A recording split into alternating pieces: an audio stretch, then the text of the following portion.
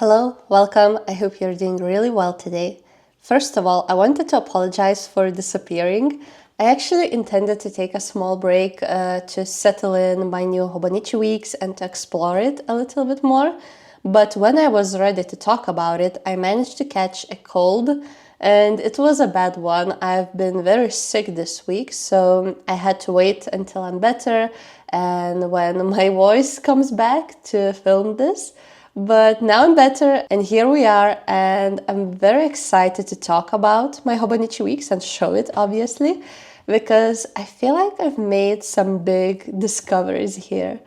I would say that this year in general has been a very experimental one. I tried different notebooks and experimented a bit more inside of them, inside of my systems. A very good example of that would be my reading journal, because I started with a very standard one. The one with all year long trackers and review spreads for each book I've read. But then with time, I realized that it's not really working for me, and I moved on towards more of a real-time journaling, kind of annotating style journaling, and it's been such a good decision for me.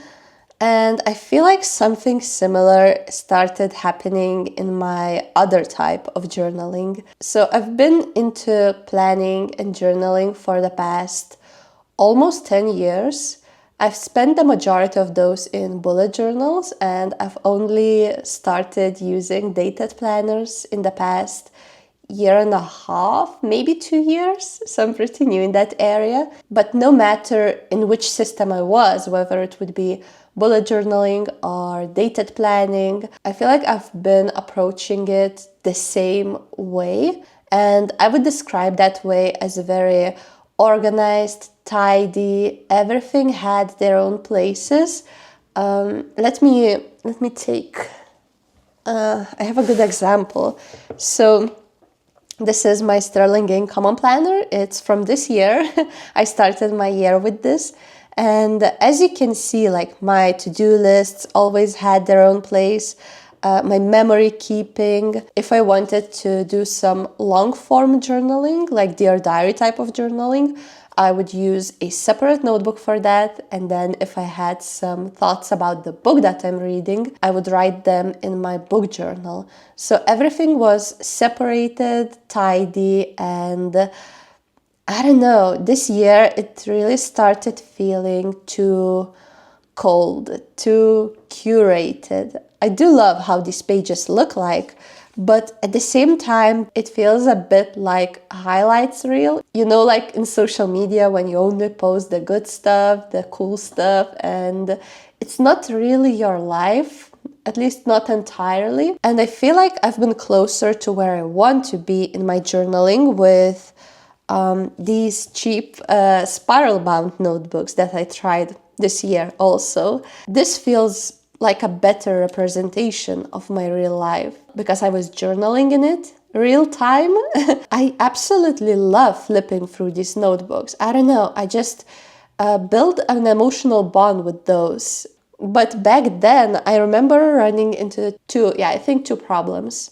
One of them was that I had to draw the calendars myself, like the weekly calendars and the monthly calendars.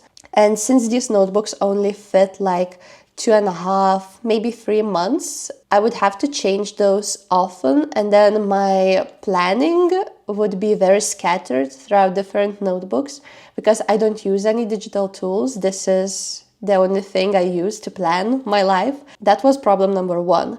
And problem number two with this system was the memory keeping. I was very set on keeping things chronological. So when I started memory keeping a little bit in this notebook, for example, if I had something cool going on Saturday, I would normally want to make a memory spread while it's still Saturday. So when Sunday came, I could not start using my notebook for anything I need before I made those memory spreads. And it was creating friction to use this notebook because then I had to make the memory spread and only then I could use it. So yeah, that was kind of the second problem I had. But now I feel like I have solved that kind of. Let me just show you what's going on in my Hobonichi Weeks. I think it will be a bit more clear what I'm talking about.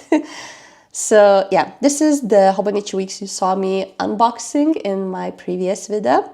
And my calendars and weeklies are mainly, I use them mainly for planning. Nothing too exciting here. It's very minimal and just like before, honestly.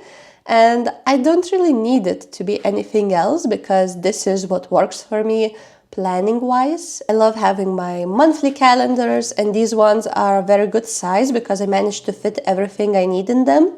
And I like my weeklies in a horizontal view because that is how my brain works. I tried using vertical weeklies in my Hobonichi cousin and it just didn't work. I was not referring to them because, I don't know, there's just something about how I think, and this is what works for me. So planning wise, everything is perfect with Hobonichi Weeks. And the changes that I made, the discoveries I made, are more in my daily pages or notes pages. So yeah, let's start here. As you can see, I have a key because I am color coding my entries. Otherwise, it would be just chaos and I couldn't find anything. So I have green dot for writing when I'm working on my novel. Red one is for content creation. Dark blue one is for stationery related hobbies. Yellow is for personal or just any other stuff. Light blue one is for Portuguese lessons, and also this muted blue one is a new one because I started taking my book notes also here instead of in my reading journal because I was experimenting. Well, I guess I'm still experimenting with having everything in one place. So yeah, how it works is I write the date and then, well, now that I moved my planning here also, usually I have, wait a minute, apparently I don't do that. Okay, I have my to-do list and then I just write whatever is in my head, like anything that happens in my head ends up here. I've never tried journaling like this before. As I've mentioned, it was always very organized. And this, although it is still kind of organized, but it's maybe less curated, like everything goes here. And I'm trying to be less perfectionistic, less of a perfectionist here. So before I would not leave it like this, but now it's like, well, I messed up the date, so it's fine. I will just cross it out and start anew. And then I decided to take it one step further and try making these little memory entries and even having my book thoughts. Like when I'm reading a book, instead of writing down my thoughts in my book journal, I started writing it here just to have everything in one place. And I'm doing that exactly the same as I would do in my reading journal. So I'm just writing down where I am in the book and then jot down some notes. And I must say that it's been really good for me. Like I'm just flying through the pages here. The only thing that I'm still a bit unsure of is the memory keeping bit. So as you see, I'm trying to add a bit more visual cues because when I'm flipping through my old journals, I don't typically read all the text. I'm looking for these signs, what was happening. So maybe it's something underlined or a picture or a caption or just a one-liner. So I'm trying to add those in my pages to get a better idea of what I was thinking about, what was happening in my life. And this time I'm not set on doing this chronologically. So if I want to make a memory spread for something that happened several days before, I will do that. And it is fine. So yeah, I'm truly trying something new here. So yeah, here, as you can see, I was making a little note that I'm sick, then doing these kind of like captions to summarize what I was writing about. And here I finished reading the book, so I made a little spread with main information and what I liked and what could have been better, just like I would normally do in my reading journal, except now it's here with everything else. And what I really like about this new way of journaling is that I get to see my full life in one place. It's not divided into separate places. Everything is here, and I can see exactly how much am I thinking about one thing or another, how much I'm reading. Now, you might say that this is not the most sustainable because I am going through these pages quite fast, and obviously, like, this notebook would not last me the whole year.